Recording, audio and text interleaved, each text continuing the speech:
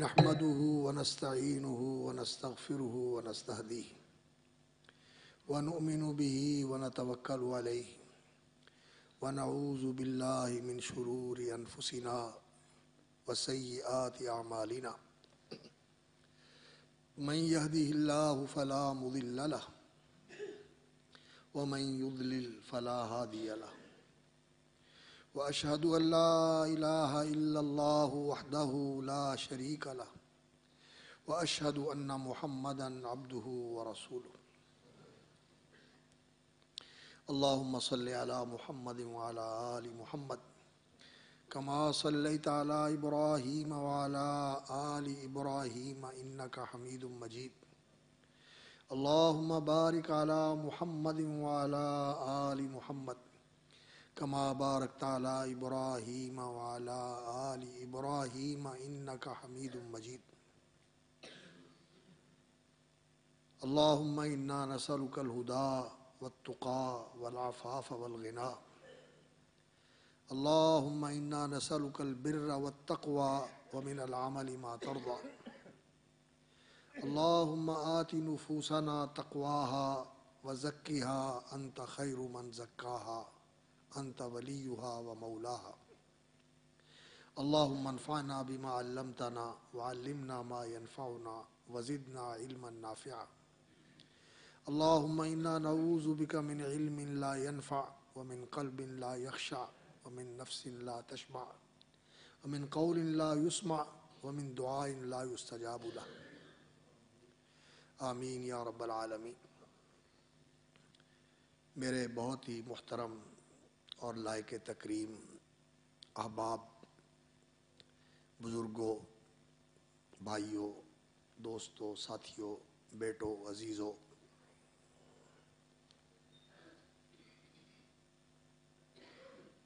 یہ دین اسلام جو اللہ رب العزت نے ہماری دنیا اور آخرت کی بہتری اور دونوں جہان کی سعادت اور خوش نصیبی کے لیے مقرر فرمایا ہے اور ہمارے لیے پسند فرمایا ہے، اس دین کا مقصد یہ ہے کہ انسان کی اصلاح ہو اور اس کے دل، اس کی روح اور اس کے نفس کا تزکیہ ہو جائے، پاک ہو جائے، نکھر جائے، سنور جائے، سدھر جائے۔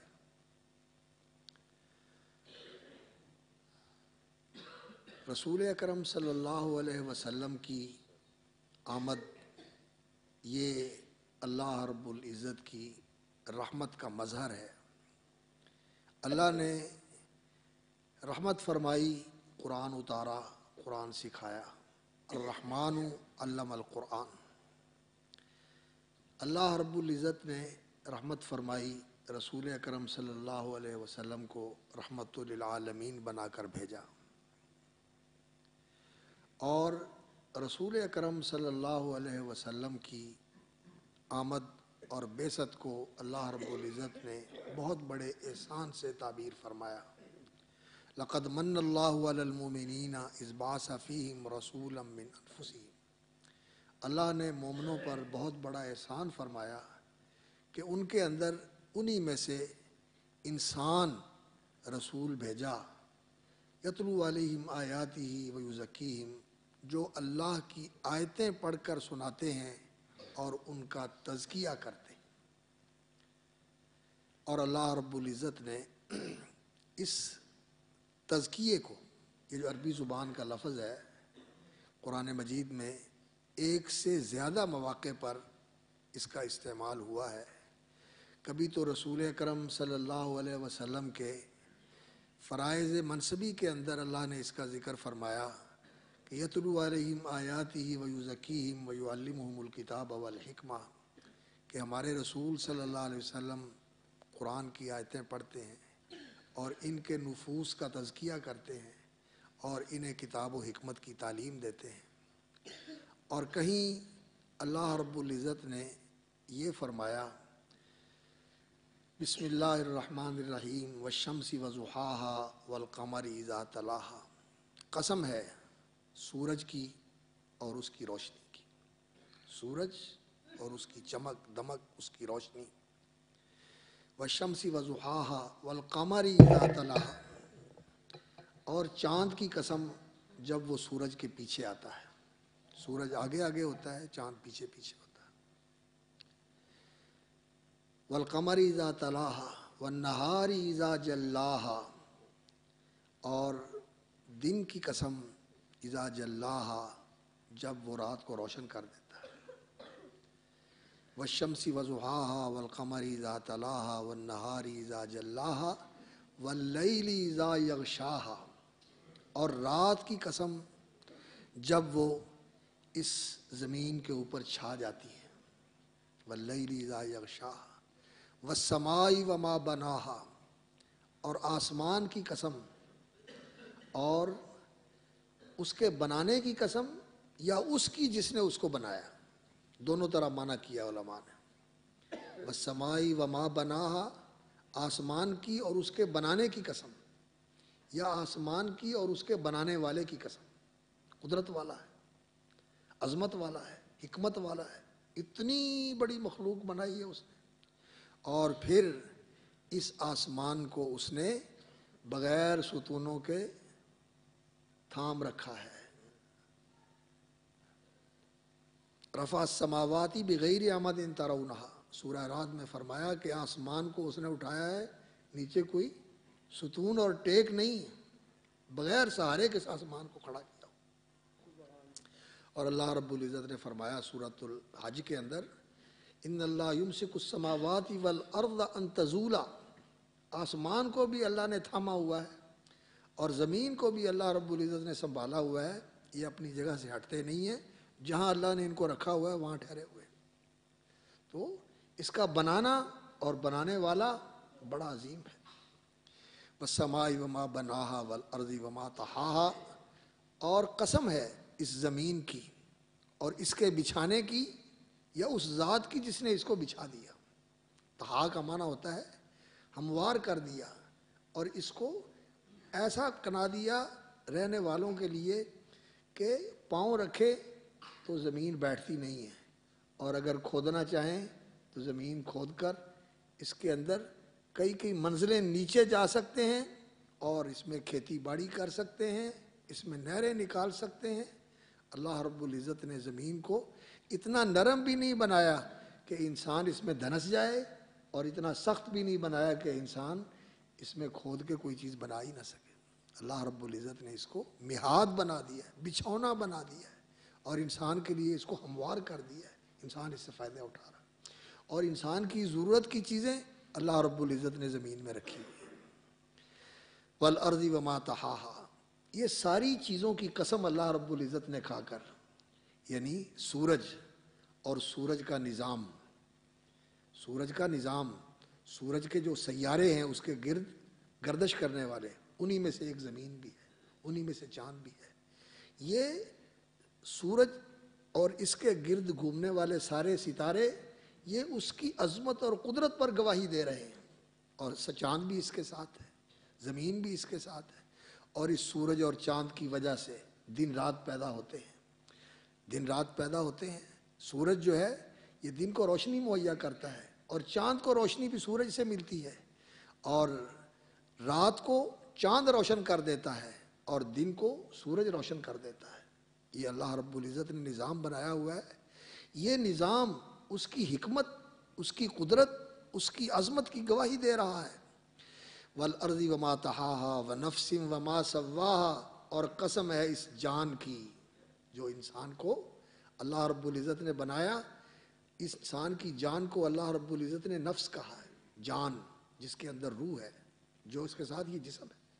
ونفس وما سواها، اور اس کے بنانے کی یا اس کے بنانے والے کی قسم، جس نے اس کے اندر یہ صلاحیت رکھی ہے کہ یہ انسان، اللہ رب العزت نے اس کے اندر یہ صلاحیت رکھی ہے کہ یہ فرشتوں جیسا بن کے فرشتوں سے اونچا اور آگے جا سکتا ہے.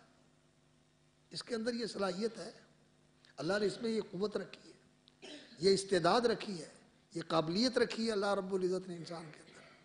اور اس کے اندر یہ بھی صلاحیت ہے کہ اگر یہ فرشتوں والی صفات کو اختیار نہ کرے اور نیکی والے کام نہ کرے تو یہ جانور بن جاتا ہے، اور پھر یہ جانور ہی نہیں ہوتا، پھر یہ انسان جانوروں سے نیچے، نیچوں سے نیچے کوئی بھی مخلوق ایسی نہیں ہوتی جو گھٹیا ہو، انسان اس سے بھی گھٹیا ہو جاتا ہے۔ اللہ تعالیٰ محفوظ رکھے۔ وَنَفْسٍ وَمَا سَوَّاهَا، یہ دونوں صلاحیتیں انسان کے اندر ہیں۔ فَأَلْهَمَهَا فُجُورَهَا وَتَقْوَاهَا، اور پھر انسان کو سجھا دیا، انسان کے دل میں ڈال دیا، انسان کو اس کی سوجھ اور اس کی بوجھ عطا فرما دی، سوجھ بوجھ عطا فرما دی۔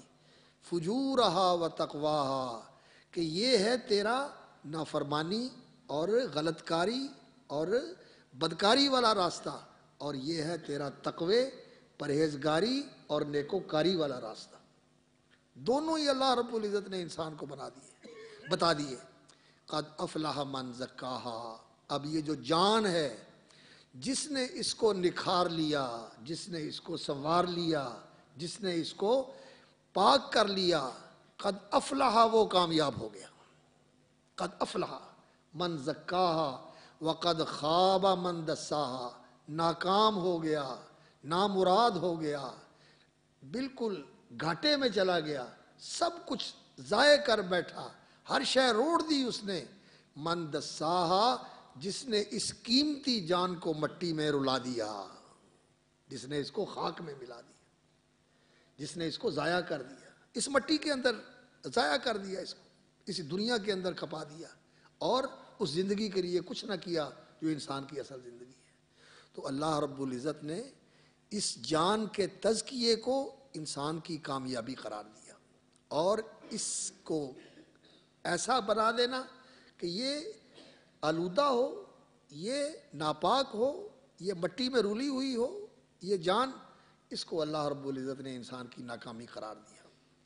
اور رسول اکرم صلی اللہ علیہ وسلم جمعے والے دن جن صورتوں کی تلاوت کرتے تھے، عید کی نماز میں بھی، جمعے کی نمازوں میں بھی، عام اجتماعات کے اندر سورۃ الاعلیٰ اور سورۃ الغاشیہ، پہلی رکعت میں سورۃ الاعلیٰ پڑھتے تھے، سبح اسم ربک الاعلیٰ، اور دوسری رکعت میں سورۃ الغاشیہ پڑھتے تھے۔ اس میں بھی اللہ رب العزت نے یہ بات بیان فرمائی، قد افلح من تزکا، یقیناً کامیاب ہو گیا وہ شخص، من تزکا، جس نے اپنے آپ کو پاک کر لیا، وذکر اسم ربہ فصلی، اور اس نے اپنے رب کا نام یاد کیا، فصلی، اور نماز پڑھی۔ قد افلح من تزکا وذکر اسم ربہ فصلی، بل تؤثرون الحیات الدنیا، تم اس دنیا کی زندگی کو ترجیح دیتے ہو۔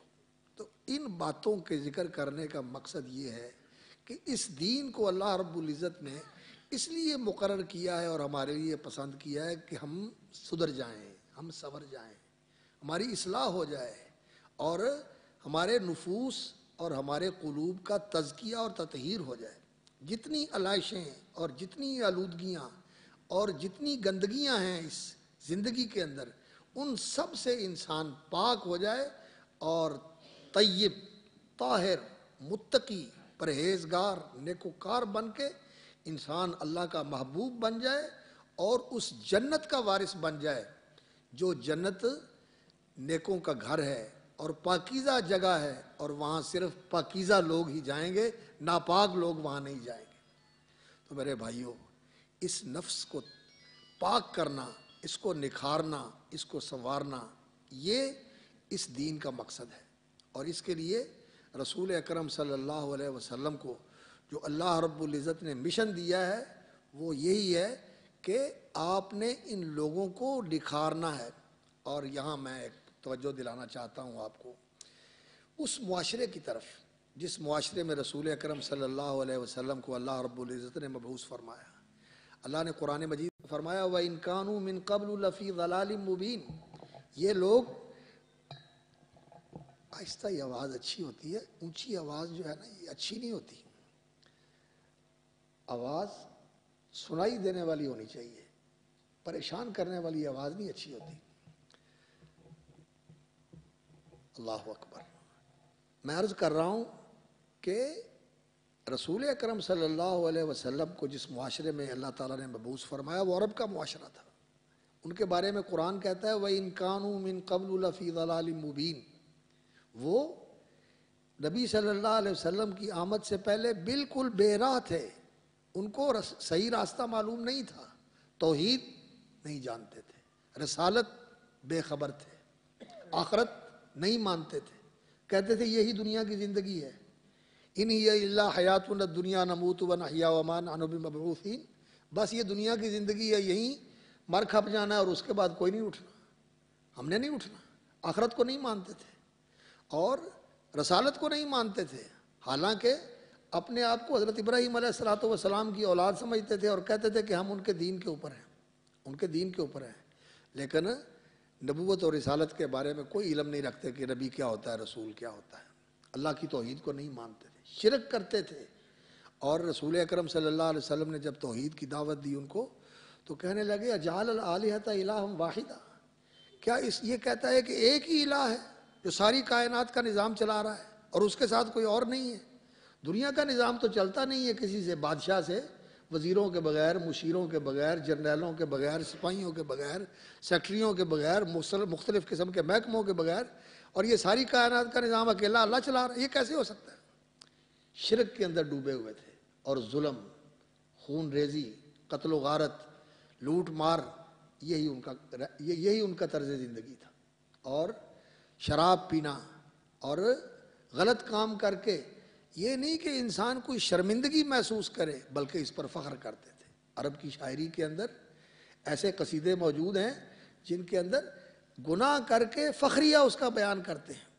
تو اس معاشرے کے اندر اللہ تعالیٰ نے محمد رسول اللہ صلی اللہ علیہ وسلم کو مبعوث فرمایا اور نبی صلی اللہ علیہ وسلم نے قرآن کے ذریعے قرآن کی آیتیں پڑھ کر ان کو سنائیں اور انہوں نے سن کر پھر قرآن کے مطابق عمل کیا. جو قرآن نے کہا انہوں نے مانا اور قرآن کی تعلیم کو قبول کر کے قرآن کے پیغام کو سن کر مان کر وہ لوگ اتنے نکھرے، اتنے سنورے، اتنے سدھرے اور اتنے ستھرے بن گئے، اللہ اکبر، کہ ان کی نگاہ بھی بہت بلند ہو گئی اور اللہ رب العزت کے ہاں ان کی محبوبیت بھی اعلیٰ درجے کی ہو گئی.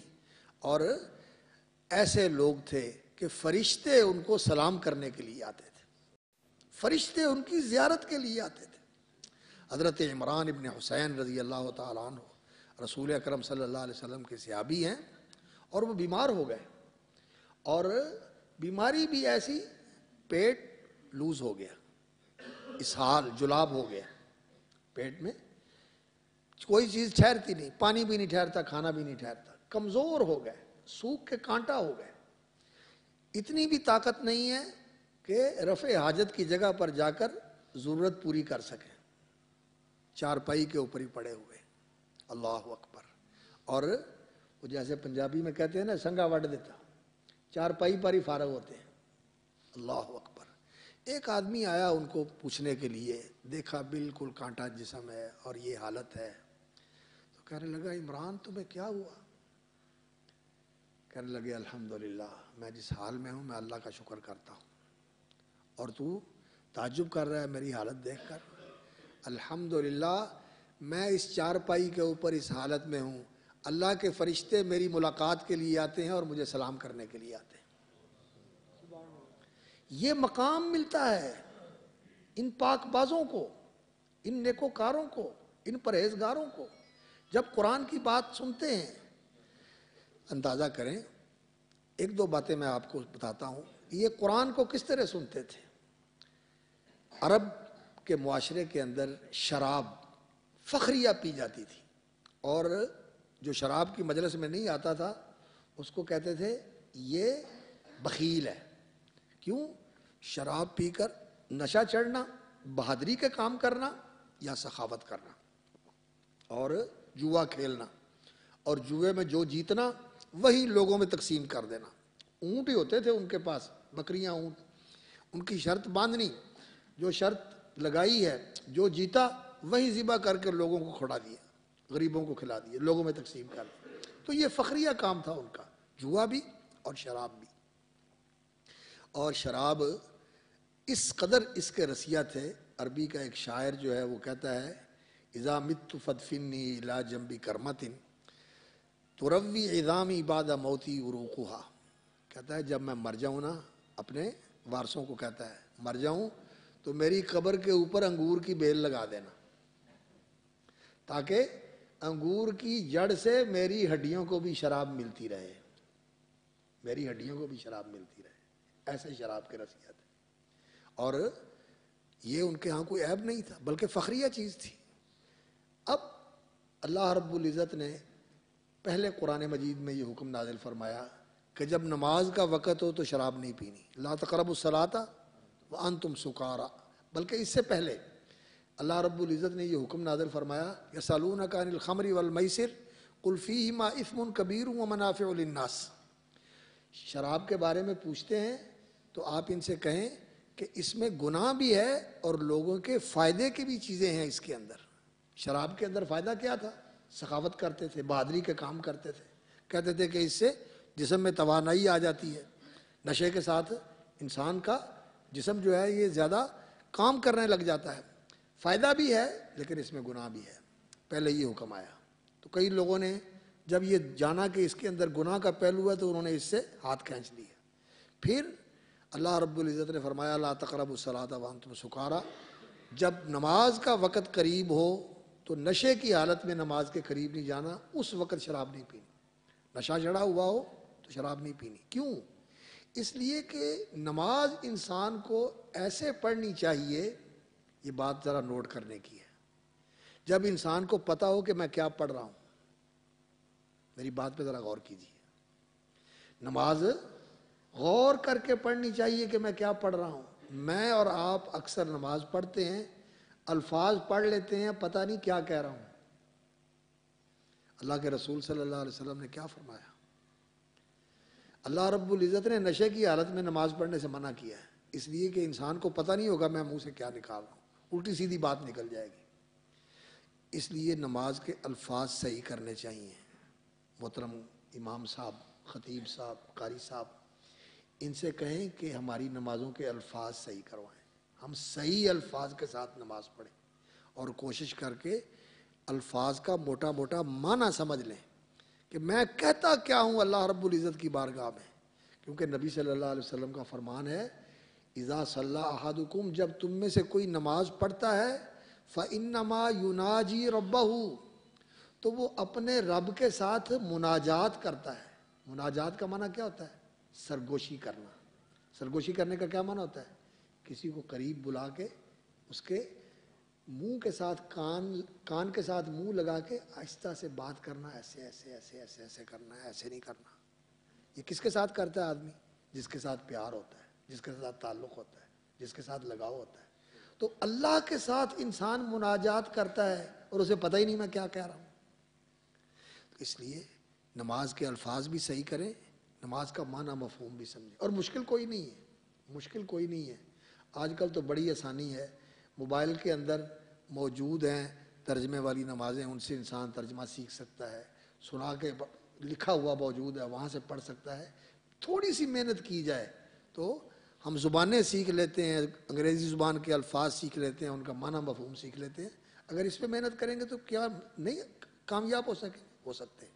صرف توجہ کی ضرورت ہے. خیر بات آ گئی ہے کہ نماز کی نشے کی حالت میں نماز سے منع کر دیا. کئی لوگوں نے پھر شراب چھوڑ دی.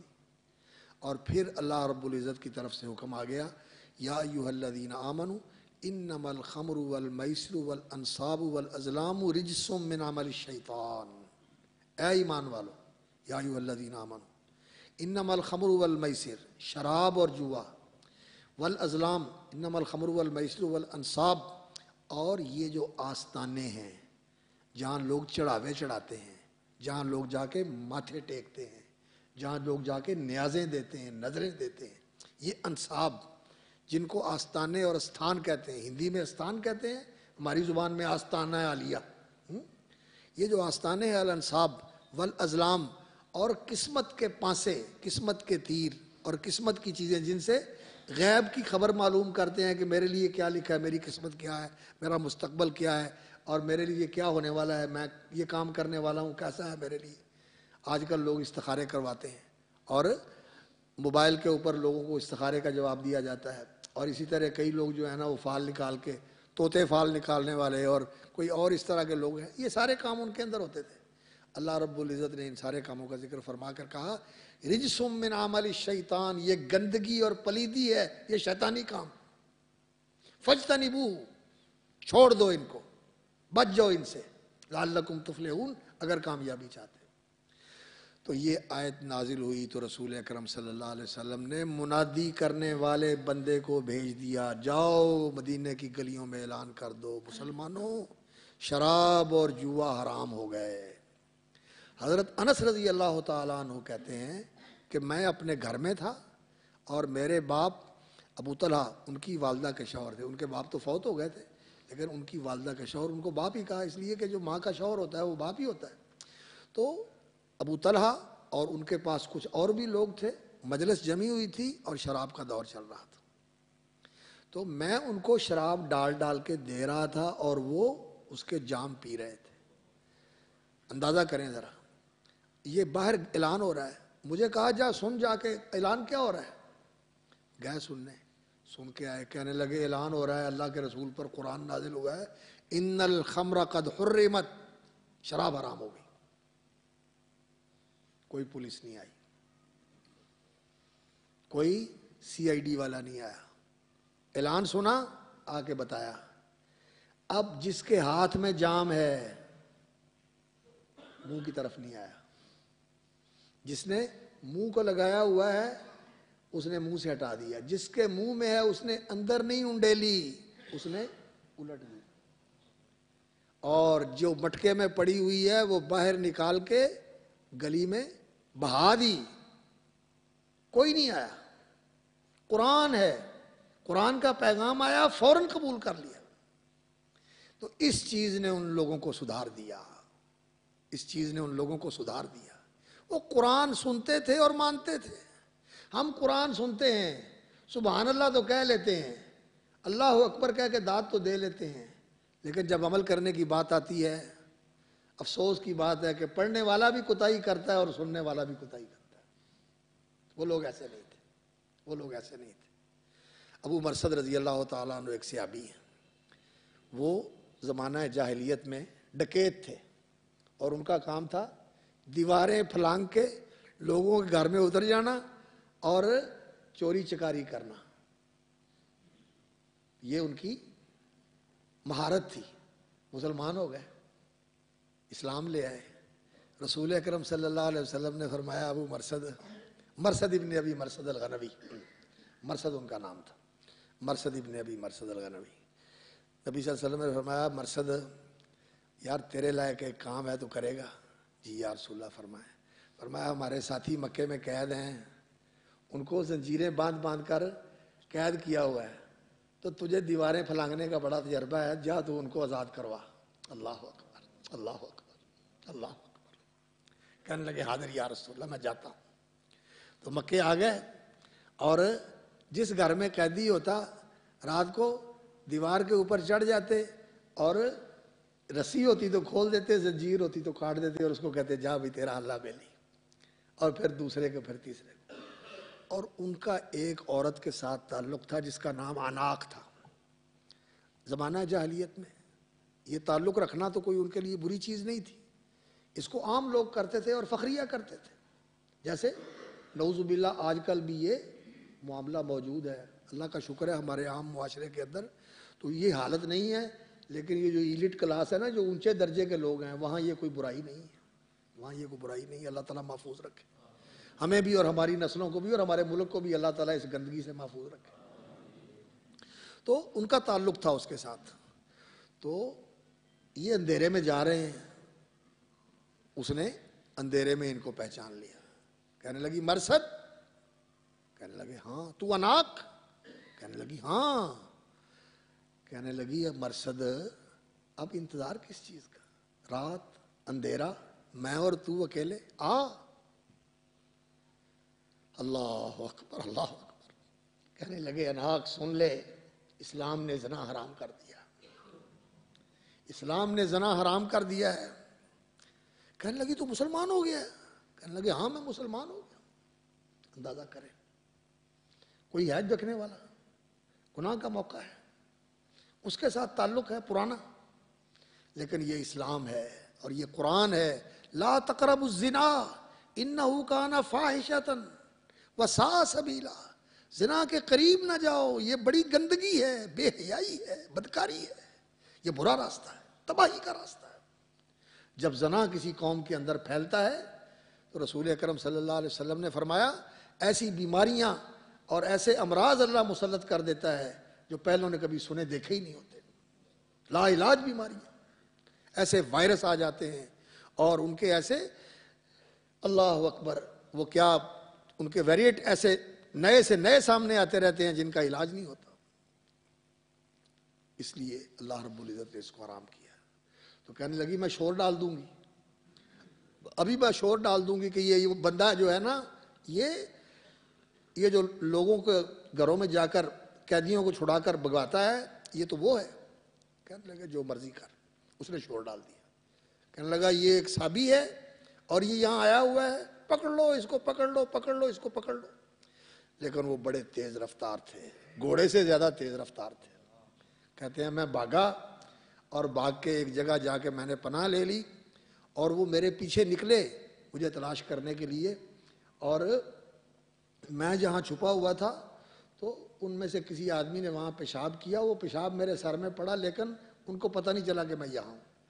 جب دن چڑھا تو میں وہاں سے نکلا. تو جس چیز کو اسلام نے حرام کیا ہے پھر وہ زندگی سے نکل گئی. یہ تو دو چیزیں میں نے آپ کو شراب اور زنا کے حوالے سے مثال دی. اللہ اکبر. اور ایک مثال اور سن لیں. رسول اکرم صلی اللہ علیہ وسلم کے صحابی ابو طلحہ رضی اللہ تعالیٰ عنہ, وہی حضرت انس کے جو والد تھے, ان کے پاس مدینے میں بڑی زمین تھی, بڑے اچھے اچھے باغ تھے. اللہ رب العزت نے یہ آیت نازل فرمائی لن تنالوا البر حتى تنفقوا مما تحبون, کہ تمہیں نیکی کی حقیقت اس وقت تک نہیں مل سکتی جب تک تم وہ چیز خرچ نہ کرو جو تمہیں سب سے زیادہ پسند ہے, جو تمہاری پیاری چیز ہے نا. جب تک اللہ کے لیے وہ قربان نہ کرو نا تو پھر نیکی کیا. جب اس سے محبت ہے تو اس پیارے کے لیے پیاری چیز دو. کہنے لگے یا رسول اللہ, اللہ تعالیٰ پیاری چیز مانگتا ہے اور بے روحا وہ باغ جہاں آپ بھی جا کے آرام کرتے ہیں, مدینے میں چوٹی کا باغ ہے اور وہ میرا باغ مدینے میں اس کی ٹکر کا کوئی باغ نہیں ہے. میں آپ کو گواہ بناتا ہوں کہ میں نے اللہ کو دے دیا, آپ جہاں چاہیں اس کو خرچ کر دیں. قرآن سنا, ماننے کے لیے تیار ہو گئے. ہم سنتے ہیں اور سن کے وہیں چھوڑ کے چلے جاتے ہیں. وہ قرآن سنتے تھے یتلو علیہم آیاتہ ویزکیہم, ان پر قرآن کی آیتیں پڑھتے ہیں اور ان کا تزکیہ کرتے ہیں. تزکیہ کیا تھا؟ قرآن سنا دیا اور انہیں قرآن سنا اور قرآن کو مان لیا. سمعنا واطعنا, ہم نے سن لیا اور ہم نے مان لیا, ہم نے سن لیا اور ہم نے مان لیا. تو یہ تزکیہ کیا ہوتا ہے؟ تزکیہ یہ ہوتا ہے جسم اللہ تعالیٰ نے انسان کے اندر جو صلاحیتیں رکھی ہیں نیکی کی, پرہیزگاری کی, ان کو مضبوط کرنا, ان کو قوت دینا, ان کو متحرک کرنا, ان کو فعال کرنا, ان کو موٹیویٹ کرنا, ایکٹیو کرنا کہ یہ کام کریں اور انسان کو اوپر اٹھائیں. یرفع اللہ الذین آمنوا منکم, جو تم میں ایمان والے ہیں اللہ ان کو اونچا کرتا ہے. جنت کہاں ہے؟ اوپر. عند سدرۃ المنتہی عندہا جنت الماوا, آسمانوں کے اوپر سدرۃ المنتہی ہے اور وہاں جنت ہے. انسان بلند ہوتا ہے اس جنت تک جانے کے لیے. اور جو انسان اللہ اکبر جہنم والے راستے پہ جاتا ہے وہ نیچے جاتا ہے. جہنم کہاں ہے؟ بہت نیچے. رسول اکرم صلی اللہ علیہ وسلم ایک دن صحابہ کی مجلس میں بیٹھے تھے تو انہوں نے ایک آواز سنی, گم, جیسے کوئی چیز گہرائی میں گرتی. آپ صلی اللہ علیہ وسلم نے فرمایا یہ اللہ کی قدرت ہے, اللہ تعالیٰ کئی چیزیں دکھا دیتا ہے. تو رسول اکرم صلی اللہ علیہ وسلم کے ساتھ اس طرح کی نشانیاں ظاہر ہوتی تھی. صحابہ کہتے ہیں اللہ اکبر, اللہ کی نشانیاں ہم نے دیکھی ہیں. ہم لقمہ اٹھاتے تھے اور وہ لقمہ سبحان اللہ پڑھتا اور وہ ہمارے منہ میں جاتا تھا سبحان اللہ پڑھتے ہوئے. اللہ اکبر. اور رسول اکرم صلی اللہ علیہ وسلم کے ہاتھ میں کنکر اللہ کی تسبیح پھوڑتے تھے اور پتھر سلام کرتے تھے. اور نبی صلی اللہ علیہ وسلم کے ساتھ وہ پہاڑ پیار کرتا تھا. فرمایا یہ میرے ساتھ پیار کرنے والا پہاڑ ہے. اور اللہ کے نبی صلی اللہ علیہ وسلم جہاں کھڑے ہو کر خطبہ دیتے تھے وہ ایک لکڑی کا ستون تھا جس سے ٹیک لگا لیتے تھے اللہ کے رسول صلی اللہ علیہ وسلم. اور جب آپ صلی اللہ علیہ وسلم کے لیے کرسی بنی، ممبر بنا، تو آپ نے اس کو چھوڑ کے ممبر کے پاس آئے تو وہ رونے لگ گیا، بچے کی طرح بلکنے لگ گیا. نبی صلی اللہ علیہ وسلم نے اسے آ کے سینے سے لگا لیا، خاموش ہو گیا. یہ چیزیں پیار کرتی تھی اللہ کے رسول کے ساتھ. تو صحابہ کو یہ چیزیں محسوس ہوتی تھی. انہوں نے آواز سنی. فرمایا جو تم نے آواز سنی ہے جی یا رسول اللہ. فرمایا یہ ایک پتھر تھا، پتہ نہیں کتنی مدت سے گر رہا تھا اور اب جہنم کے پیندے میں پہنچا ہے. اس کے گرنے کی آواز آئی، اللہ نے ان کو سنا دی. تو جہنم نیچے ہے، جنت اوپر ہے. جو نیکی اور تقوی اور پرہیزگاری والا کام ہے یہ انسان کو اوپر کرتا ہے، اور جو جہنم والے کام ہیں، چوری ہے، بدکاری ہے، خیانت ہے، لوٹ کھسوٹ ہے، رشوت خوری ہے، ظلم زیادتی ہے، حسد ہے، غیبت ہے، لوگوں کے ساتھ زیادتی اور ظلم کرنا ہے، یہ کام سارے جہنم والے ہیں. یہ انسان کو نیچے لے کے جاتے ہیں. نیچے جانا آسان ہوتا ہے اور اوپر چڑھنا مشکل ہوتا ہے. اور جو نیچے کی طرف جاتا ہے لڑکتا چلا جاتا ہے. ثم رددناه اسفل سافلین. اللہ رب العزت نے فرمایا لقد خلقنا الانسان فی احسن تقویم. ہم نے انسان کو پیدا کیا ہے بڑی بہترین ساخت پر. یہ اوپر بھی جا سکتا ہے، صلاحیت ہے اس کے اندر، جتنا اونچا جانا چاہے چلا جائے، اور یہ نیچے بھی جا سکتا ہے، یہ بھی اس میں صلاحیت ہے. اگر فسق و فجور، نافرمانی اور بدکاری والا راستہ اختیار کرے تو نیچے جائے گا. نیچے جاتے جاتے رددناہ اسفل سافلین، سارے نیچوں سے نیچا ہو جائے گا. اور اللہ رب العزت نے فرمایا ان الذین کفروا من اہل الکتاب والمشرکین فی نار جہنم. جو کافر ہیں، مشرک ہیں، وہ ایسے کافر جو کسی کتاب کو نہیں مانتے جیسے ہندو ہیں یا عرب کے مشرک تھے یا اور اس طرح کے مشرک ہیں، یا اہل کتاب یہودی اور عیسائی. ان الذین کفروا من اہل الکتاب والمشرکین فی نار جہنم، یہ جہنم کی آگ میں جائیں گے. اولئک ھم شر البریہ. فرمایا یہ ساری مخلوق میں سب سے بدتر لوگ ہیں. کتے، خنزیر، اور اس سے بھی گھٹیا کوئی مخلوق ہو یہ اس سے بھی برے. انسان اتنا نیچے چلا جاتا ہے. اور اگر یہ نیکی کی طرف آئے، اوپر جائے، تو نبی صلی اللہ علیہ وسلم نے فرمایا الماہر بالقرآن. جو قرآن کا ماہر ہے. مہارت صرف یہ نہیں ہوتی کہ انسان قرآن پڑھتے ہوئے اٹکے نہ. ہم تو اسی کو مہارت سمجھتے ہیں، بڑا پکا حافظ ہے جی، کہیں اٹکتا نہیں ہے، رکتا نہیں ہے، اسے مشابہ نہیں لگتا، اور یہ بھولتا نہیں ہے، ایسی غلطی نہیں آتی. سارے قرآن میں ایک غلطی نہیں آئی. یہ خوبی ہے لیکن یہ اصل خوبی نہیں ہے. اصل خوبی یہ ہے کہ انسان قرآن پڑھے اور انسان کا دل نرم ہو جائے، اور انسان قرآن پڑھے اور قرآن کے مطابق انسان کا کردار اور انسان کی سیرت بن جائے. انسان قرآن کے مطابق اس کی زندگی بن جائے. یہ اصل مہارت ہے قرآن کی. پڑھنے کی مہارت، سمجھنے کی مہارت اور عمل کرنے کی مہارت. یہ الماہر بالقرآن، جو قرآن کا ایسا ماہر ہے کہ پڑھتا بھی ہے، سمجھتا بھی ہے، عمل بھی کرتا ہے، اور قرآن اس کا ساتھی بن جاتا ہے.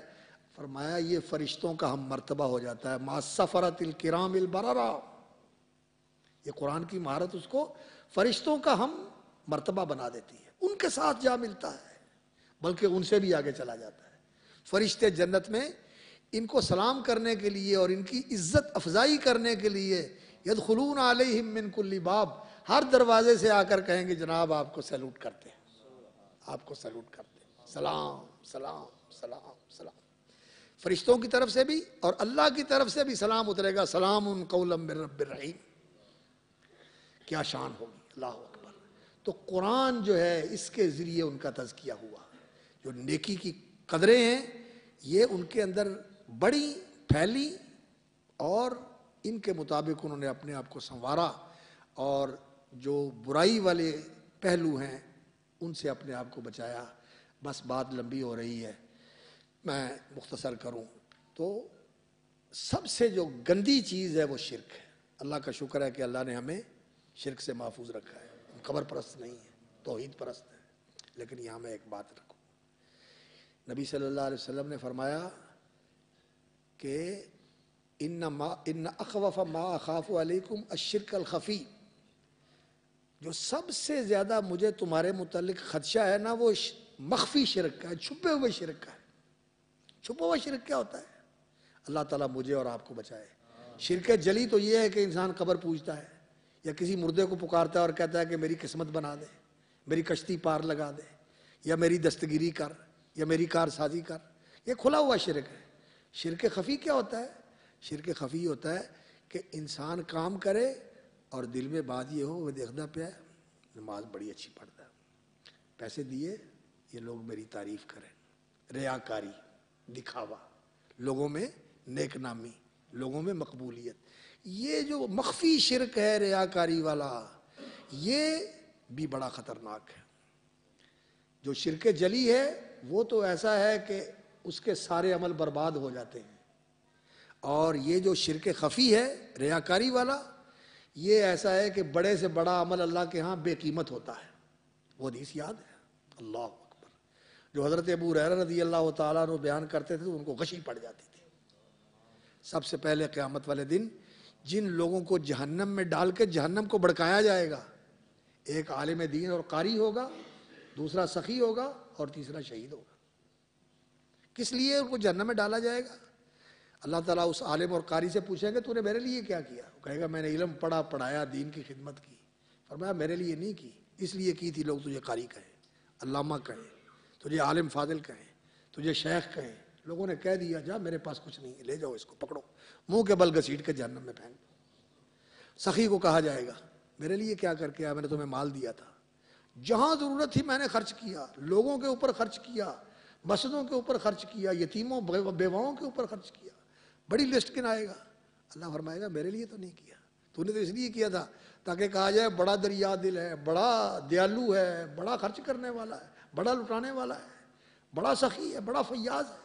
لوگوں نے کہہ دیا میرے پاس کچھ نہیں۔ اور وہ جو شہید ہے جس کو لوگ شہید کہتے تھے، زندہ باد کہتے تھے، اس کے بارے میں اللہ تعالیٰ اس کو پوچھیں گے میرے لیے کیا کر کے آیا؟ تجھے صحت دی تھی، تجھے جان دے دی، تجھے قوت دی تھی۔ کہے گا میں تیرے لیے لڑا، حتیٰ کہ میں تیرے لیے شہید ہو گیا، میری جان چلی گئی، میں میرے لیے نہیں، تو نے اس لیے لڑائی لڑی تھی اور تیری جان گئی تھی تاکہ لوگ کہیں کہ بڑا دلیر ہے، بڑا شیر دل جوان ہے، بڑا بہادر ہے۔ تیری بہادری کے بڑے تذکرے ہوئے، تجھے تمغے بھی ملے اور تمہیں بہت کچھ لوگوں نے دیا، میرے پاس تیرے لیے کچھ نہیں۔ یہ شرک خفی، اس سے اپنے آپ کو بچائے۔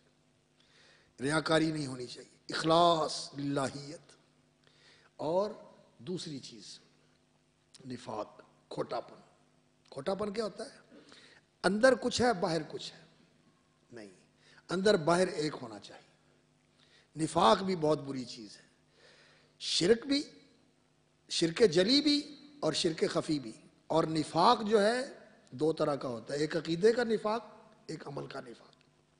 عقیدے کا نفاق یہ ہوتا ہے کہ نعوذ باللہ انسان کو دین کی ترقی اچھی نہ لگے، مسجد سے نفرت، مولوی سے نفرت، مدرسے سے نفرت، دین سے نفرت، اور یہ پسند کرے کہ ان کا نام نہ لو۔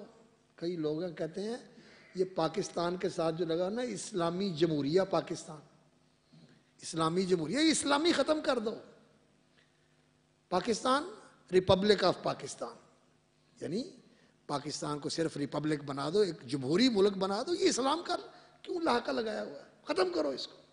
دین سے نفرت، دین والوں سے نفرت، دین کی باتوں سے نفرت۔ کیا ہر وقت نماز کی بات کرتے رہتے؟ کیا یہ کہتے ہیں یہ نہیں کرنا، یہ نہیں کرنا، یہ کرو، یہ کیوں نہ کرے، یہ کیوں کیا، ایسے کیوں کیا؟ یہ ہے عقیدے کا نفاق، یہ عقیدے کا کھوٹا ہے، اس کو دین سے نفرت ہے۔ اللہ رب العزت نے قرآن مجید میں فرمایا ذالک بانہم کرہوا ما انزل اللہ، ان کو اللہ کا اتارا ہوا دین اچھا نہیں لگتا، برا لگتا ہے، اس سے کراہت اور نفرت ہے ان کے دلوں میں۔ احبط اعمالہم، اللہ نے ان کا سارا کیا کرایا برباد کر دیا. یہ نفاق ہے عقیدے کا، اس سے بچو. اور آج یہ ہماری یونیورسٹیاں، یہ ہمارے کالج اور یہ ہماری تعلیم جو ہم دلوا رہے ہیں، اللہ اکبر، اس لیے کہ ہمارے لوگوں کو تیار کر کے کارکن دیے جائیں. کن کو؟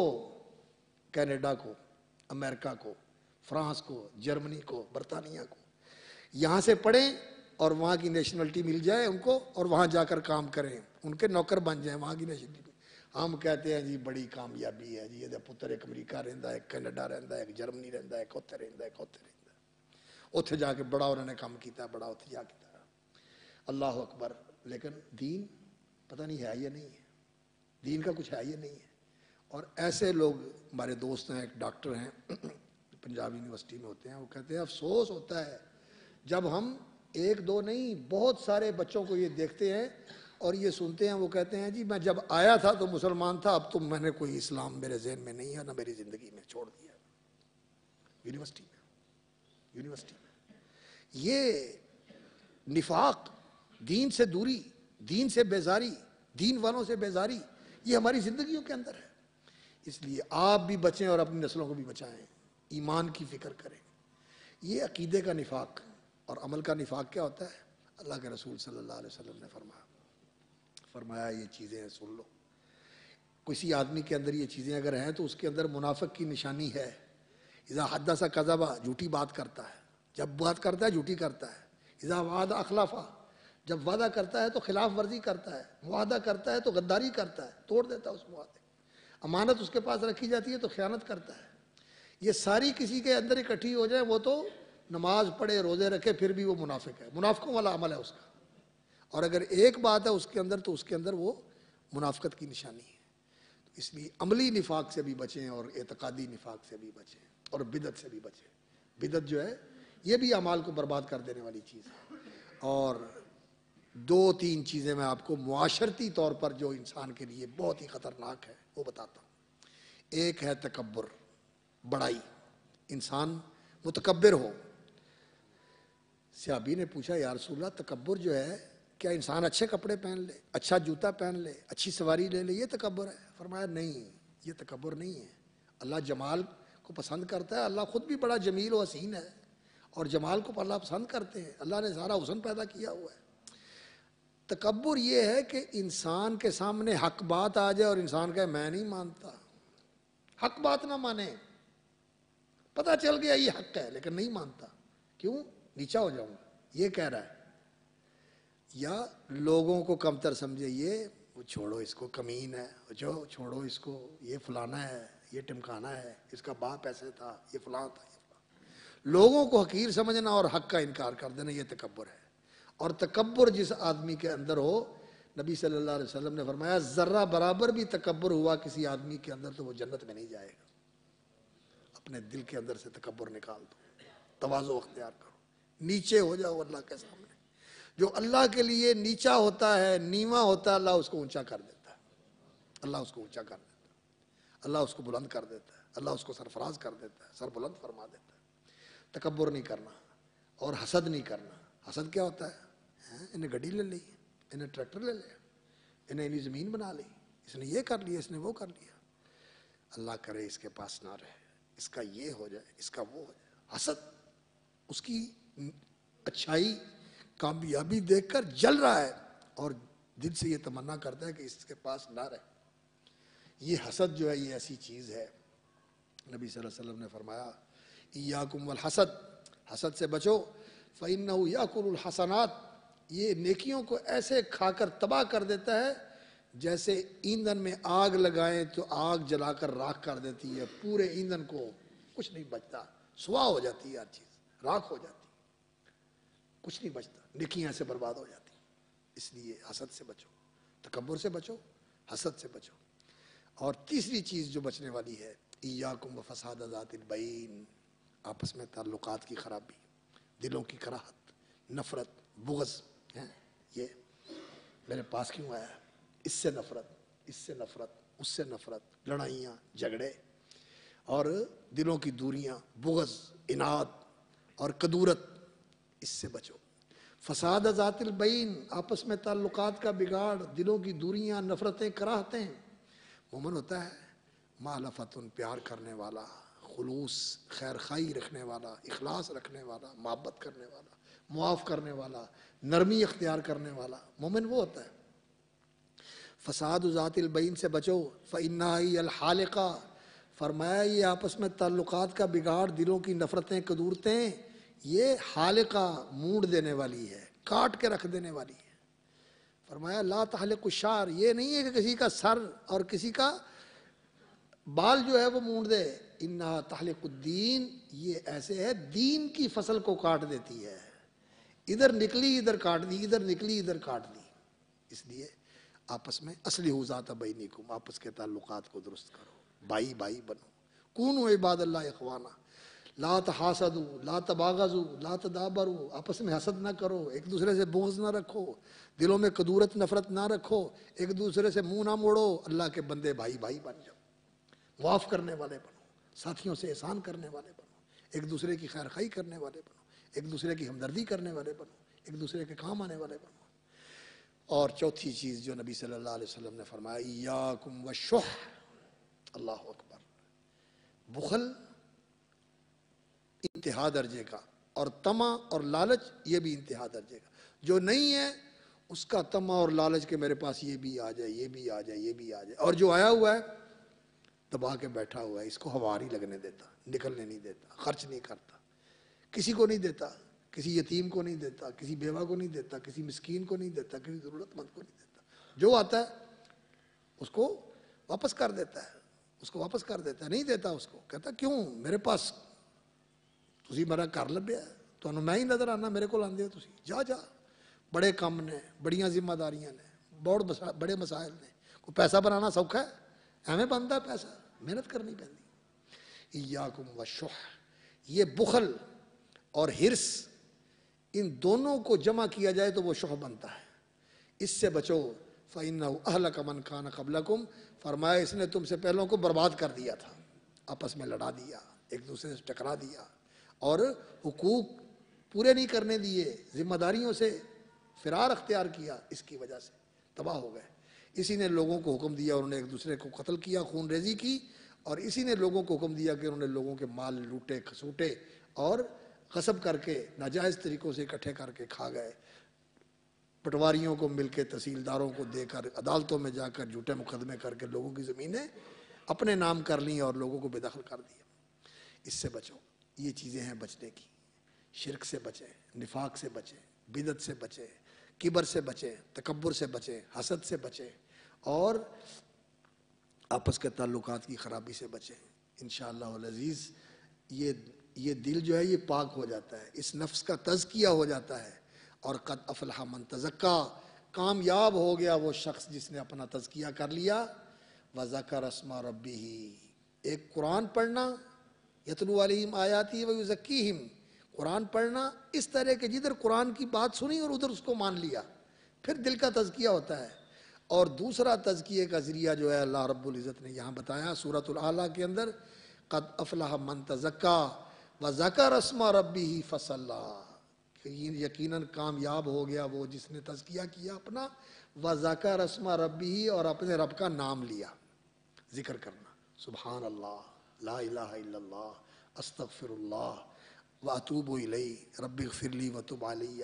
اللہ کا ذکر کرنے سے انسان کے نفس کا تزکیہ ہوتا ہے، وہ نام پاک، اللہ کا نام پاک ہے نا، اللہ پاک ہے، اللہ کا نام پاک ہے، یہ پاک نام لینے سے محبت کے ساتھ، اور اس طرح انسان یہ نام لے، جب اللہ کا نام لے اس کے دل سے نکلے کہ میرے اللہ کا نام ہے، کتنی عظمت ہے، کتنی برکت ہے اس نام کے اندر، اور کتنی حلاوت ہے اس نام کے اندر۔ اللہ، اللہ ربی لا الہ الا ہو، اللہ اللہ لا الہ الا هو الحی القیوم، اللہ کا نام لے، انسان کے دل پر اس کا اثر ہو، دل سے بات نکلے، وہ نام پاک، اللہ اکبر، جو خار کو پھول کرے نکھار کر۔ ایک بڑا حکیم شاعر ہوا ہے اکبر الہ آبادی، وہ کہتے ہیں وہ نام پاک جو خار کو پھول کرے سنوار کر، یہ ایسا نام پاک ہے، یہ کانٹوں پہ لے تو وہ پھول بن جاتے ہیں۔ جو خار کو پھول کرے سنوار کر، وہ نام پاک جو خاک کو پاک کرے نکھار کر، یہ مٹی کو اکسیر بنا دیتا ہے، سونا بنا دیتا ہے۔ یہ نام اللہ کا ایسا پاک نام، اللہ کا ذکر کرنا، وہ نام پاک جو ارض کو سما کرے ابھار کر، یہ مٹی کو زمین کو اٹھا کے آسمان پہ لے جاتا ہے۔ اکبر تو اسی نام کا ورد بے شمار کر، اللہ اکبر، اللہ اللہ ربی لا الہ الا اللہ سبحان اللہ الحمدللہ لا الہ الا اللہ واللہ اکبر۔ اللہ کا نام لینا صبح شام، اٹھتے بیٹھتے آتے جاتے الحمدللہ سبحان اللہ، ذکر کرنے سے، فصلا اور نماز پڑھنے سے، اللہ کا نام لینے سے، فصلا اور نماز پڑھنے سے۔ نماز پڑھنا، فرضی نماز باجماعت آ کے پڑھنا، مسجد میں آ کے پڑھنا، اور خاص طور پر کوشش کر کے پچھلی رات کی نماز پڑھنا۔ پچھلی رات کی نماز کی بڑی تاثیر ہے۔ ان ناشئۃ اللیل ہی اشد وطئا واقوم قیلا، پچھلی رات کا اٹھنا یہ انسان کو پریس کر دیتا ہے، اشد وطئا، انسان کے کس بل نکال دیتا ہے، جو ٹیڑھ میڑ ہوتا ہے ختم ہو جاتا ہے، انسان کو سیدھا کر دیتا ہے۔ اور علماء نے اس کا معنی کیا ہے کہ یہ جو انسان کے اندر نفس امارہ بالسوء ہے نا، برائی کا حکم دینے والا، یہ اس کو کچل دیتا ہے، اس کو کمزور کر دیتا ہے۔ رسول اکرم صلی اللہ علیہ وسلم نے فرمایا علیکم بقیام اللیل، اللہ اکبر، رات کا قیام کیا کرو، فإنہ منہات عن الإثم، یہ انسان کو گناہ سے بھی روکتا ہے، ومطردۃ للداء عن الجسد، اور جسم کی بیماریاں بھی دور کرتا ہے، تندرستی ملتی، صحت ملتی۔ تو اس سے انسان کا روحانی تزکیہ بھی ہوتا ہے، جسمانی تزکیہ بھی ہوتا ہے۔ رات کا قیام کیا کریں۔ تو اللہ رب العزت سے دعا کرتے ہیں اللہم آتی نفوسنا تقواہا، اللہ ہمیں تقوی نصیب فرما، وزکیہا، اللہ ہمارے دلوں کا اور ہمارے نفوس کا اور ہماری جان کا تزکیہ فرما دے۔ جو گندگیاں ہیں اللہ دھو دے، اللہ گناہوں کی گندگی دھو دے، اللہ کفر اور نفاق کے سارے اثرات ختم کر دے۔ اے اللہ شرک اور بدعات کی ساری گندگیاں دھو دے ہم سے، ہمیں پاک کر دے، ہمیں نکھار دے، ہمیں سنوار دے۔ اللہم وزکیہا انت خیر من زکاہا، اور ہمارا تزکیہ فرما دے، تو ہی بہترین تزکیہ کرنے والا ہے۔ ولولا فضل اللہ علیکم ورحمتہ، اگر اللہ کا فضل اور اللہ کی رحمت نہ ہو، ما زکا منکم من احد ابدا، کس کا تزکیہ ہو سکتا ہے؟ اللہ صرف تیری توفیق سے اور تیرے فضل سے ہی تزکیہ ہو سکتا ہے۔ ہم تیرے حضور دعا کرتے ہیں، دست بدعا ہے، اللہ ہمارا تزکیہ فرما دے، ہمارے قلوب کا، ہمارے نفوس کا اور ہماری ارواح کا تزکیہ فرما دے۔ ہر قسم کی گندگیاں، غلاظتیں، نجاستیں، جو کچھ بھی آلودگیاں ہیں یا اللہ دور کر کے ہمیں پاک صاف ستھرا کر کے رسول اکرم صلی اللہ علیہ وسلم کے طریقے کے اوپر استقامت، آپ کی سنت کے ساتھ محبت، اور آپ صلی اللہ علیہ وسلم کی جو شاہراہ ہے زندگی کی، اسی کے اوپر استقامت بخش کے اسی پہ چلتے رہیں، اسی پہ جیے، اسی پہ مریں، اور کل قیامت کو دن نبی صلی اللہ علیہ وسلم کے حوض کوثر سے جام بھی پلانا اور ان کی شفاعت بھی نصیب کرنا اور جنت میں ان کا ساتھ بھی نصیب فرمانا۔ سبحان ربک رب العزت عما یصفون وسلام علی المرسلین والحمد للہ رب العالمین۔ دعا فرما دے۔ اللہم لک الحمد اولا وآخرا ولک الحمد ظاہرا وباطنا، اللہم لک الحمد کما ینبغی لجلال وجہک وعظیم سلطانک، اللہم صلی علی محمد وعلی آل محمد وبارک علی محمد وعلی آل محمد کما صلیت وبارکت علی ابراہیم وعلی آل ابراہیم انک حمید مجید۔ ربنا ظلمنا انفسنا وان لم تغفر لنا وترحمنا لنکونن من الخاسرین، ربنا آتنا فی الدنیا حسنۃ وفی الآخرۃ حسنۃ وقنا عذاب النار۔ اے اللہ ہم گناہ گار ہیں، اللہ اپنے گناہوں کا اقرار اور اعتراف کرتے ہیں۔ ربنا ظلمنا انفسنا وان لم تغفر لنا وترحمنا لنکونن من الخاسرین، اللہ ہمیں بخش دے، چھوٹے بڑے کھلے چھپے دانستہ نادانستہ کیے ہوئے گناہ یا اللہ سارے ہی معاف فرما۔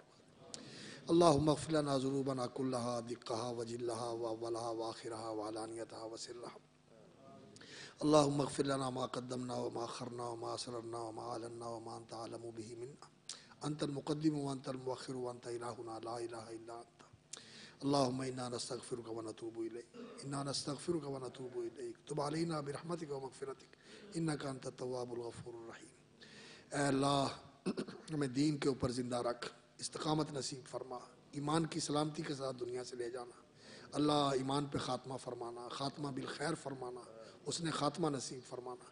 اللہ کفر سے محفوظ رکھ، فسق و فجور سے محفوظ رکھ، اللہ نفاق اور بدعات سے محفوظ رکھ، اللہ کھلے اور چھپے فتنوں سے محفوظ رکھ، اے اللہ بیماریوں سے محفوظ رکھ، آفتوں اور پریشانیوں اور بلاؤں اور مصیبتوں سے محفوظ فرما۔